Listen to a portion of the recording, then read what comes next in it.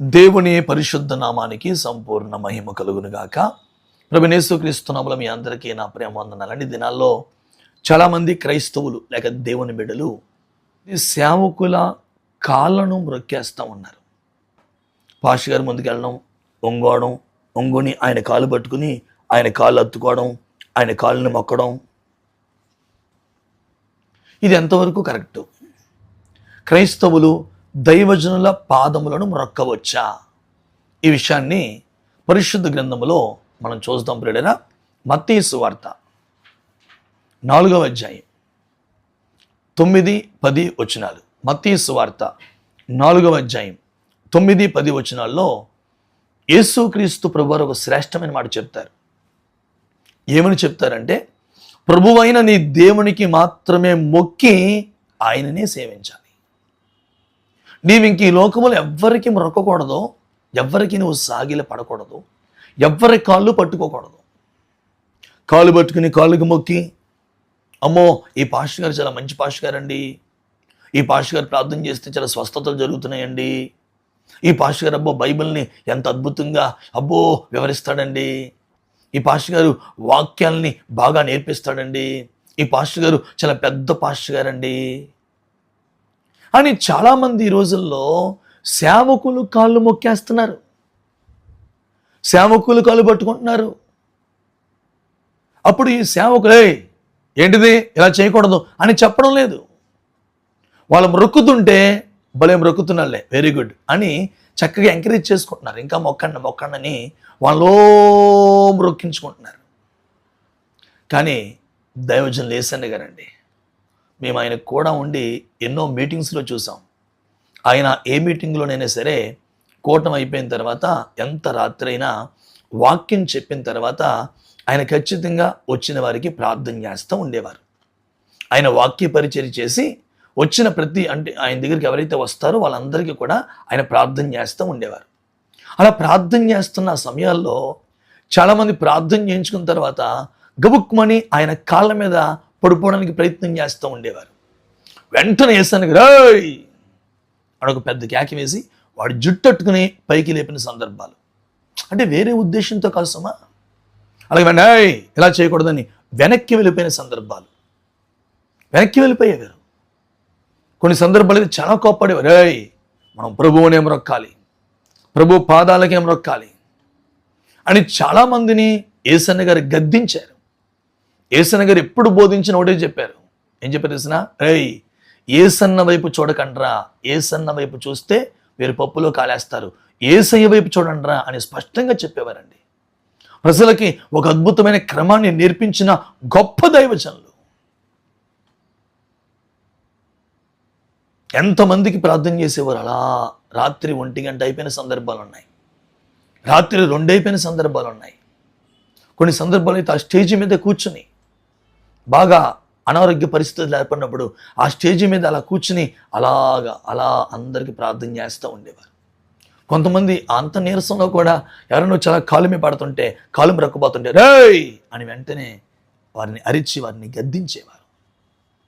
ప్రియమైన దేవుని ప్రజలారా, ఈ రోజున ప్రభువుకి మాత్రమే నువ్వు మొక్కాలి, సర్వశక్తిమంతుడైన దేవునికి మాత్రమే మొక్కాలి. దేవుని లేఖనాలు ఏమని తెలియపరుస్తున్నాయి? మీకు అద్భుతమైన సంగతులు బైబిల్ నుంచి మీకు చూపిస్తానని ప్రియులారా, మరి ఈ యొక్క ఉపదేశాన్ని ఆఖరి వరకు వినండి. ఎంతో ప్రయాసతో ప్రార్థనాపూర్వకంగా ఎన్నో భయంకరమైన వ్యతిరేకతలు మాకు వస్తున్నాయి. సత్య సంబంధమైన మాటలు తెలియపరుస్తున్నప్పుడు, ఈ ఉపదేశాలు అందిస్తున్నప్పుడు ఎన్నో కాల్స్ నాకు చేసి నన్ను చాలా ఇబ్బంది పెడుతున్నారు. అయినా ఉన్న సత్యాన్ని చెప్పడానికి, ప్రజల్ని సర్వసత్యం నడిపించడానికి ప్రభు కృపను బట్టి ప్రభు కృపలో ప్రయాసపడుతూ ఉంటాను. మరి ఈ ఛానల్ తప్పక సబ్స్క్రైబ్ చేయండి, ఈ ఉపదేశాలు అనేకులకి షేర్ చేయండి. ఈ సబ్జెక్ట్ మీకు నచ్చితే లైక్ చేయండి, ఈ ఛానల్ తప్పక ప్రోత్సహించండి. ఇప్పుడు మిమ్మల్ని మీ కుటుంబాన్ని దీవించి ఆశీర్వదించునుగాక. రండి వాక్యంలోకి వెళ్ళిపోదాం. ఎస్తేరు గ్రంథం 3వ అధ్యాయం 2వ వచనం. ఎస్తేరు గ్రంథం 3వ అధ్యాయం 2వ వచనం మనం చూస్తే, హామాను మరి రాజు గుమ్మమునొద్దున్న సేవకులందరూ కూడా హామానికి నమస్కారం చేస్తూ ఉంటారు.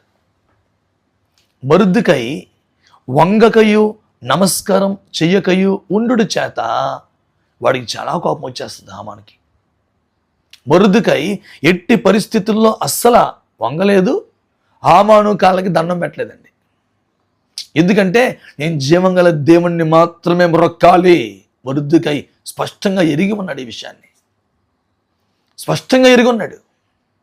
నేను ప్రభువుకి మాత్రమే మొక్కుతాను, నా పైన ఉన్న అధికారులని ప్రేమిస్తాను, గౌరవిస్తాను, అధికారులను గౌరవిస్తాను, వారికి ఇవ్వాల్సిన గౌరవాన్ని నేను ఇస్తాను అని మొర్దెకై ప్రభు నామాన్ని బట్టి హామానికి ఇవ్వాల్సిన విలువనిచ్చాడు. హామాన్ని గౌరవించవలసిన విధంగానే గౌరవించాడు, కానీ సాగిలపడి మొక్కలేదు. దేవునికి నేను మొక్కుతాను, దేవుని కాళ్ళే పట్టుకుంటాను, కానీ నా పైన ఉన్న అధికారులను నేను ప్రేమిస్తాను, నా పైన ఉన్న అధికారులకి నేను లోబడి ఉంటాను, నా పైన అధికారులు నాకు ఏ విషయం చెప్తారో తప్పక ఆ మాటకి నేను లోబడి నేను చేయవలసిన డ్యూటీని నమ్మకంగా నేను చేస్తాను, వారిని గౌరవిస్తాను మనస్ఫూర్తిగా, నేను మాత్రం వాళ్ళ కాళ్ళ మొక్కను అని స్పష్టంగా మొర్దెకై తెలియపరిచాడండి. వెంటనే హామానికి కోపం వచ్చేసింది కోపం. మొర్దెకైని మాత్రమే కాదు, మొర్దెకైకి ఉన్న జాతి అంతాన్ని చంపేయాలి అని చాలా కోప్పడిపోతాడు. హామానికి చాలా కోపం వచ్చేస్తుంది. ఇక నేను మాట చెప్పానండి, ఈ దినాలలో క్రైస్తవ్యంలో హామాన్లు మారాలి, మొర్దెకైలు లేపబడాలి, రోషం గలవారు లేపబడాలి. అందరూ నా కాళ్ళకే మొక్కాలి, అందరూ నాకే దండం పెట్టాలి. కొంతమంది పాస్టర్లో వాడి కాళ్ళు పట్టుకోకపోతే వాడి కోపం వచ్చేస్తుంది, వాడి దగ్గర సాగిలు పడకపోతే ఆయన కోపం వచ్చేస్తుంది, ఆ పాస్టర్ గారి దగ్గర సాగిలు పడి ఆయన కాళ్ళు మొక్కకపోతే ఆయన చాలా బీపీ రేజ్ అయిపోద్దండి. మరి ఎందుకు అంత బీపీ చాలా రేజ్ అయిపోద్ది, చాలా కోప్పడిపోతుంటాడు, చాలా భయంకరంగా కోప్పడిపోతుంటాడు.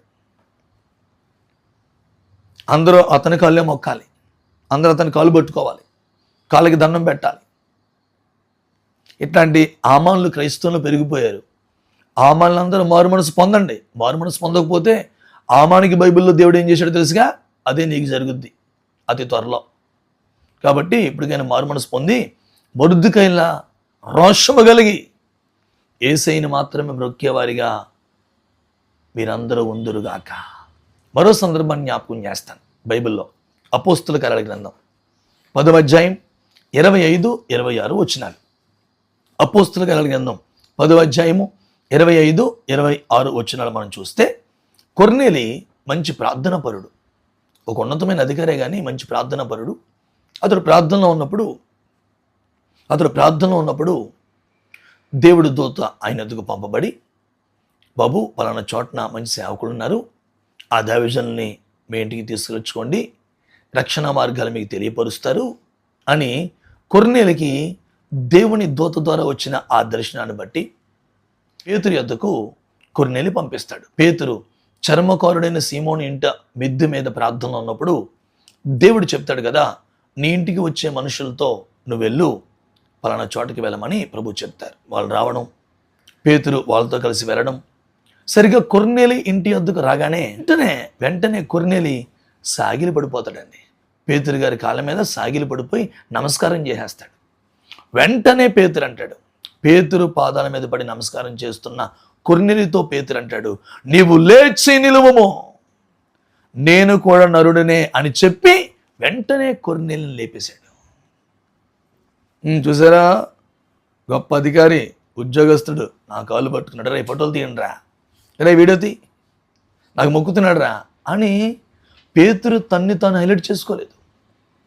కొర్నేలి లేచి నిలువము, నేను నీలాంటి నరుణ్ణేనయ్యా అని వెంటనే కొర్నేలిని పేతురు లేపేశాడండి, లేవనెత్తాడు 2 చేతులతో.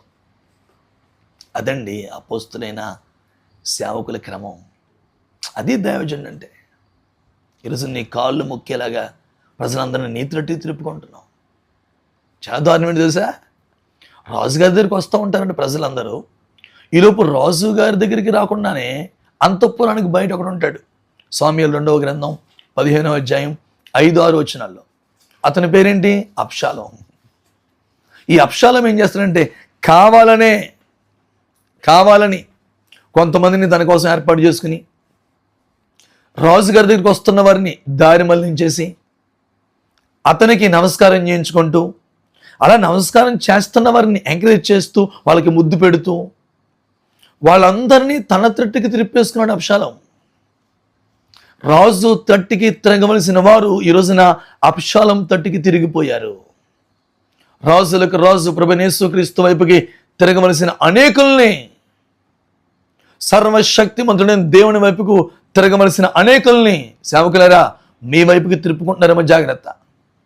ఏసైకి ఫాలోవర్స్గా ఉండాలి అందరూ, నీకు కాదు. నీకు ఫాలోవర్స్ అవ్వకూడదు, ఏసైకి ఫాలోవర్స్ అవ్వాలి. ఇది గమనించు. అబ్షాలోముల పరిస్థితి ఏర్పడితే జాగ్రత్త. అబ్షాలోం ఎంత నష్టపోయాడో మనం చూస్తాం బైబిల్లో. భయంకరమైన పరిస్థితి ఏర్పడింది అబ్షాలోంకి. ఏంటి, నమస్కారం చేస్తున్న వారిని ఇంకా ముద్దు పెట్టుకుని, ఇంకా ఎంకరేజ్ చేస్తూ అన్నట్టుగా, నేనే రాజుని అన్నట్టుగా పోజు కొట్టేశాడు. ఇట్లాంటి దుర్మార్గులు చాలామంది తయారయ్యారు. చాలా భయంకరమైన పరిస్థితులు ఏర్పడితే పిల్లరా, దేవుని లేఖనాలు మనం చూద్దాం. మరొక మాట మీకు జ్ఞాపకం చేస్తాను. ప్రకటన గ్రంథం 19వ అధ్యాయం 10వ వచనం. గొర్రె పిల్ల యొక్క వివాహ మహోత్సవ సందర్భాన్ని అంతటినీ చూపించిన అద్భుతమైన ప్రత్యక్షతనిచ్చినటువంటి ఒక దేవదూత గారు వెంటనే అద్భుతమైన సీన్ చూసి, గొర్రె పిల్ల వివాహ మహోత్సవపు అనుభవాన్ని దూతగారు మీరు నాకు చూపించారని యోహాను వెంటనే ఆ దూత గారి ఎదుట సాగిల పడితే, వెంటనే ఆ దూత గారు అంటారు, వద్దు వద్దు సుమి, వద్దు. నేను నీతోనూ యేసుని గురించిన సాక్ష్యము చెప్పు నీ సహోదరులతోనూ సహదాసుని. నిన్ను నీ తోటి దాసున్నాయి బాబు, నాకెందుకు మొక్కుతున్నావు నువ్వు? నాకు మొక్కద్దు. దేవునికే నమస్కారం చెయ్యాలి. హల్లెలూయా. ప్రభుకి నమస్కారం చెయ్యి. ఏంటండి, గొర్రె పిల్ల వివాహ మహోత్సవపు ప్రత్యక్షతను అనుగ్రహించినటువంటి దేవదూత గారు కాళ్ళు పట్టుకుంటే వద్దొద్దొద్దొద్దు, దేవునికి నమస్కారం చేయమని చెప్తున్నాడు ఆయన. ఈ రోజున బైబిల్లో కొన్ని విషయాలు ఎవరికైనా నేర్పిస్తే వాళ్ళందరూ నీ కాళ్ళు పట్టుకుని నీకు మొక్కాల. ఏదైనా బైబిల్ స్టడీ చెప్తే, బైబిల్ నేర్పిస్తే నీ కాళ్ళు పట్టుకుని నీకు మొక్కాల అందరూ. ఇలా తయారైపోయింది ప్రపంచం. అలాగే మరో సందర్భాన్ని మీకు జ్ఞాపకం చేస్తాను. ప్రకటన గ్రంథం 22వ అధ్యాయం 8-9 వచనాలు. ప్రకటన గ్రంథం 22వ అధ్యాయం 8-9 వచనాలు. ఆ గొప్ప పరలోకపు సంగతులు తెలుపుచున్న దూత, అప్పటికే పరలోకపు సంగతులు అనేకమైన విషయాలు దూత గారు యోహాను గారికి తెలియపరిచారు. శిష్యుడైన యోహాను, అపోస్తుడైన యోహాను, యేసు నిమిత్తంగా ప్రేమించి యేసు చేత ప్రేమించబడిన ఈ యోహానుకి గొప్ప పరలోకపు సంగతులు తెలియపరుస్తున్నటువంటి ఆ దూతను చూసి, ఆ దూత పాదములు ఎదుట నమస్కారం చేయడానికి సాగిలు పడిపోతే, వెంటనే అతను అన్నాడు, వద్దు వద్దు సుమి, నీతోనూ ప్రవక్తలతోనూ ఈ వాక్యమును గైకొని వారితోనూ నేను సహదాసున్నయ్యా. నాకెందుకు మొక్కుతున్నావు నువ్వు? నాకు మొక్కద్దు, ప్రభుకే మొక్కు అని దేవునికే నమస్కారం చేయాలి అని యోహానుతో చెప్తారు. కనుక నా ప్రియమైన దేవుని ప్రజలారా, ఈ రోజున మనుషులు నీ కాళ్ళు పట్టుకుని నీకు మొక్కుతున్నారని నువ్వు సంబరపడకు. రేపొద్దున్న ఆ మనుషులే నీ కాళ్ళట్లాగేస్తారు జాగ్రత్త. నీ కాళ్ళట్లాగేస్తారు. ఈరోజు నేను ఎవడు మొక్కాడో ఆడి నేను కాళ్ళట్లాగేస్తాడు జాగ్రత్త. కాబట్టి ఒక యేసన్న గారిలాగా అలా మొక్కుతున్న వారితో చెప్పు, వద్దు మొక్కకూడదు, దేవునికే మొక్కండి అని. పేతురులా చెప్పు, ధైర్యంగా చెప్పు, వద్దు నాకు మొక్కద్దు, నేను నీలాంటి నరుణ్ణే, ప్రభువుకు మొక్కు అని చెప్పండి. ఆ దూతల్లాగా ప్రభువుని మొక్కమని చెప్పండి. మీ కాళ్ళకి మొక్కించుకోవద్దు, ఇది భయంకరమైన పాపంగా పరిగణించబడద్దు. పిల్లరా, అలా మొక్కుతున్న వాళ్ళరా, మీరు కూడా దేవదోషం చేస్తున్నారు. దేవుణ్ణే మీరు మొక్కాలి, మనుషుని మొక్కుతున్నారు. ఇది చాలా భయంకరమైన పాపంగా పరిగణించబడద్ది. జాగ్రత్త.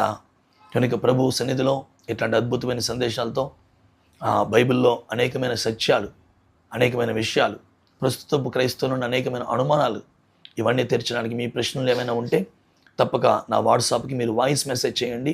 ఎందుకంటే నేను ఎన్నో ప్రేయర్స్లో ఉంటాను, ప్రార్థనలో ఉంటాం, సబ్జెక్టులు తయారు చేసుకుంటూ ఉంటాం. ఎవరైనా అడిగినటువంటి ఆ డౌట్స్కి మరి దేవుని లేఖనాలు పరిశోధించుకుంటూ ఉంటాం. కాబట్టి మరి బిజీగా ఉంటాం కనుక మరి అలాగే ప్రయాణాలు ఉంటాయి, మాకు మీటింగ్స్కి వెళ్తూ ఉండాలి. అలాగే 3 సంఘాల పరిచయం నేను చేస్తున్నాను. మరి కనుక అనేకమైన చోట్ల విస్తారంగా వాక్య పరిచయం చేయడానికి వెళ్తూ ఉంటాను కనుక మరి కొద్దిగా ఆరోగ్యం కూడా అంతగా బాగోదు నాకు. కనుక మీరు ఎప్పుడు పడతారు కాల్స్ చేసి, ఎప్పుడు పడతారు ఫోన్లు చేసి నన్ను ఇబ్బంది పెట్టకుండా మీకు ఏదైనా డౌట్ ఉంటే తప్పక నా వాట్సాప్కి మీరు వాయిస్ మెసేజ్ పెట్టండి. తప్పక ఆ డౌట్స్ గురించి దేవుని లేఖనాలు పరిశోధించి తప్పక మీకు వివరించి చెప్పడానికి ప్రయత్నం పడతాను. ప్రభు ఈ మాటలు మీ వినికిడిలో, మనందరి వినికిడిలో ఫలభరితంగా మార్చునుగాక. ప్రభు తన మహిమగల రాకడికి మనల్ని అందరినీ సిద్ధపరచునుగాక. ప్రభు మిమ్మల్ని దీవించునుగాక. అందరికీ వందనాలు.